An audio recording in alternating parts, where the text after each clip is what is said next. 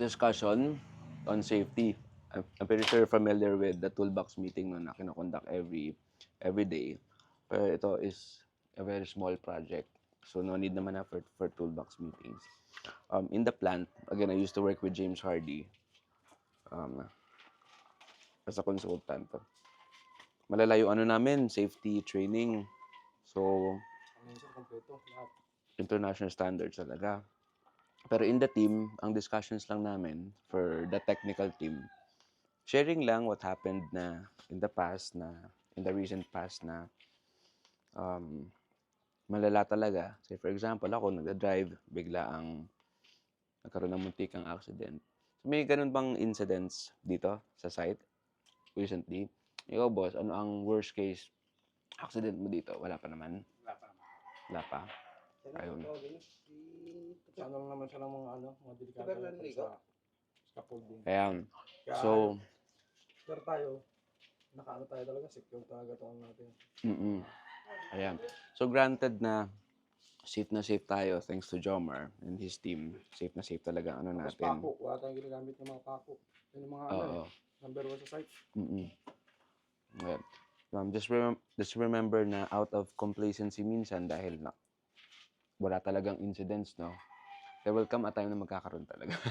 Kapag hindi nyo to inisip, yung safe start na tinatawag. So, every day, dapat talagang you anticipate, no? I-expect mo na ito yung posibleng mangyari kapag hindi ako naging focus, maingat.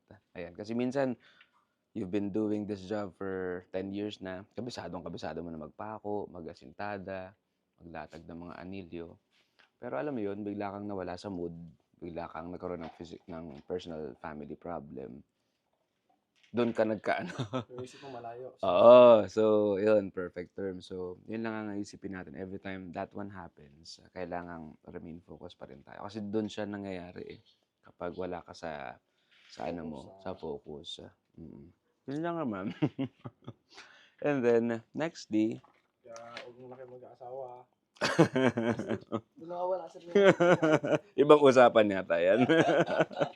Hindi na asawa siya, wala na sa focus. Ibang focus. Ganun lang siya kasimple. Next one. Ay, Jomar, pahiram ng plan. Saglit lang. Super saglit lang. Lahat po ba tayo marunong magbasa ng floor plans na lang? Sino hindi marunong? Hindi pa. Si Pandoy din. Kayo marunong na? Hindi marunong yung tignan mo yung plano. Ay, hindi naman. Basic lang naman to. Lahat ng maski floor plans lang ang kailangan yung mabasa, no?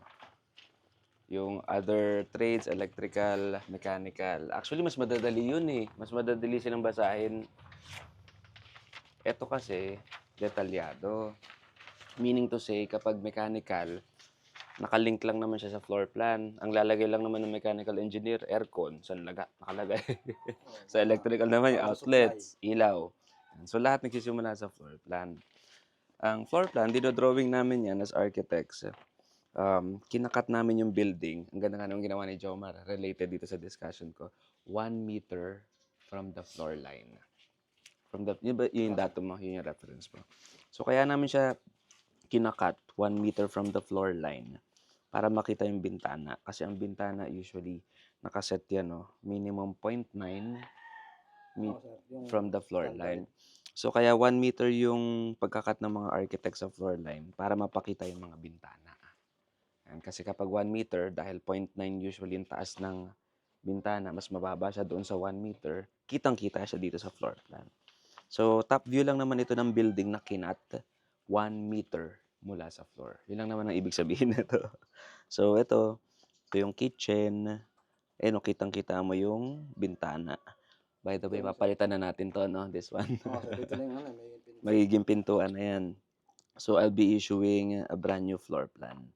Gawin ko siya mamaya. Ganun lang naman siya kasimple. Ito yung living.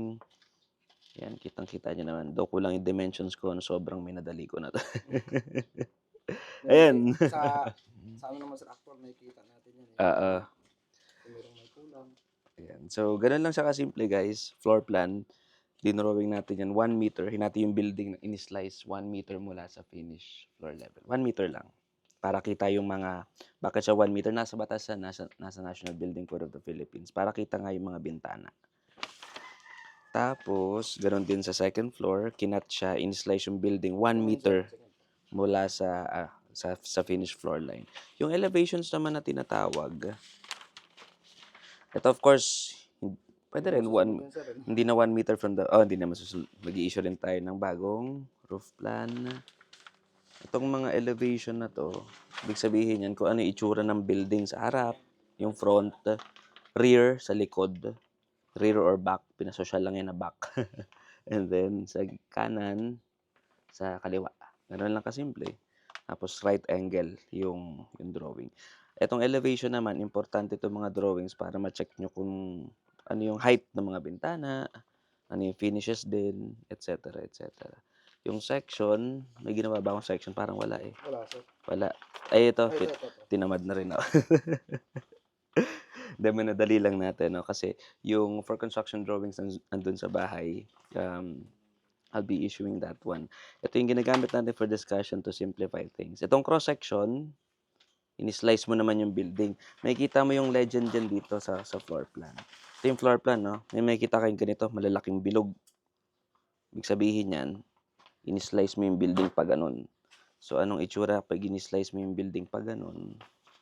Ito siya, longitudinal section. Ito naman cross-section kasi pag ganun siya, yung mas maliit na part ng building. So, in-slice natin si building pag ganun naman. Ayan. Ito yung slice plane. Ayan. As in, hinati ko siya pag ganyan, pag ganyan, pag ganyan, pag ganyan. Na makikita mo pag ganun, ito siya. Importante rin ito para sa, yan, kung ano itsura ng building when you slice it. Yung mga details, may mga call-outs. Importante ito, building height. Ayun, building height limit. Oo. Tapos, next one, ano lang to, mga bintana, schedule of doors and windows. Oh, CAAP, Civil Aviation Authority of the Philippines. Yun lang naman ang basic architectural plans. Floor plan, elevation section, tsaka schedule of doors and windows. Now, anong target natin, Jomar, sa September?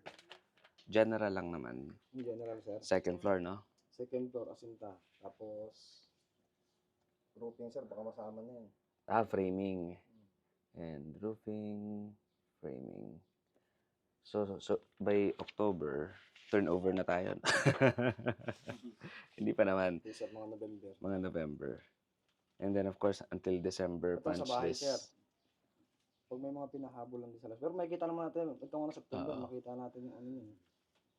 Talagang, So, second floor and roof framing, September.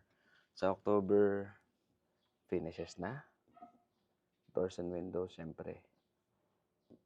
And some Diyan pala finishes. sir papasok yung mga plastering. Nasa finishing ano tayo. Plastering. And then sa November, finishing na lang talaga, no? Finishing na lang talaga. And then sa December, punch listing. Yung time for the Christmas party, no? Sa kainan yun siya. December. Punch listing. Ayan, so saktong-sakto dito makakapag-Christmas sila ate. Ayun. Sakto Ano yan, pa ba? Yung target niya. Mm-mm. Basta ano lang sir, depende lang sa flow ng materialis natin. Oo. Kasi pag yung flow ng materialis natin, gaya niyan palagi nakatutok, mas mabilis yung natin yan. Kaya nga, ayan, by next week, darating naman na si budget for September. Tuloy-tuloy na yung procurement natin for the materials. Yung ano ko lang sir sa Lunes. Mm.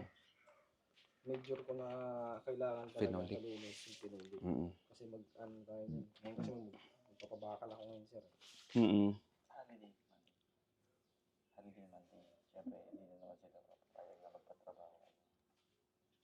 Save siya nung Friday. So, wala by Monday? Diskarte yan kaya natin sir yung ano, hindi may ingay. Ayun, mga non-noisy works pwede naman. Pwede yan sir. Non-noisy works. Sige. Para ano So, naman pag- sa kanila. Oo. Sa akin walang problema sir. Kahit Hindi na nga pumunta, basta may turo ko lang sa kanila eh. Kahit yung sa kanila lang na, siyempre, dito na sila nag-stay in. Mm. Sige. Tapos magkakasunod pa. Pag magpapako, isa-isa lang ah. Sobrang dahat.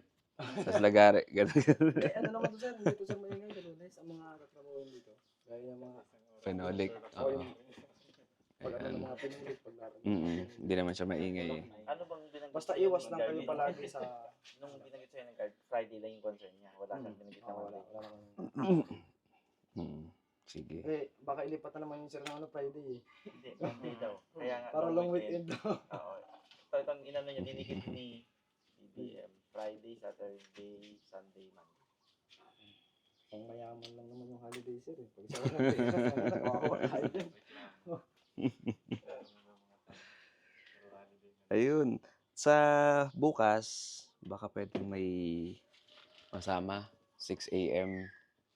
I-check lang. Again, may bubungan lang tayo. Roughly 300 square meters. Hindi siya bubong pala. Ceiling, puro gypsum boards lang.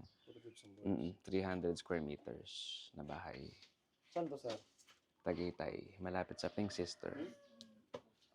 Tapos, pati spandrel kasama na. And then next week naman, wala pang definite schedule. Yung mga labor ulit. Tatlo sa wetlands para tapos na.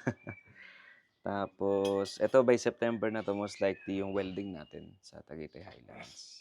Itong September. September. Yung welding sa Tagaytay Highlands. Sige sir. Ayun yan. Yun lang naman.